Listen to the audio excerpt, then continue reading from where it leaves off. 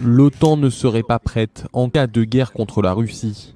Richard Shiref, un ancien commandant de l'Alliance transatlantique, tire la sonnette d'alarme dans un entretien accordé à Newsweek. Il y a une guerre massive en cours en Europe de l'Est. C'est une guerre terrestre et aérienne, et vous devez donc investir dans l'air et la terre. Et cela n'a pas été fait.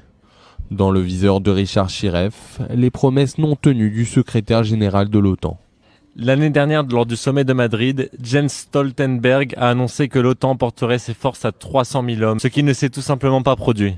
Des déclarations qui contredisent celles de l'un des chefs actuels du comité militaire de l'organisation transatlantique.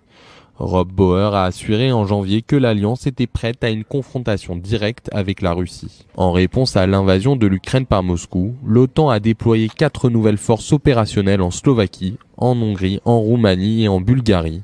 Les membres de l'OTAN envisagent désormais de déployer des troupes dans les pays baltes et en Pologne. Des milliers de soldats supplémentaires seraient ainsi repositionnés aux frontières russes. L'Alliance transatlantique se réunira au mois de juillet à Vilnius. Au cours du sommet, ses responsables devront détailler pour la première fois depuis la guerre froide la réaction à apporter en cas d'une attaque lancée par Moscou contre l'un des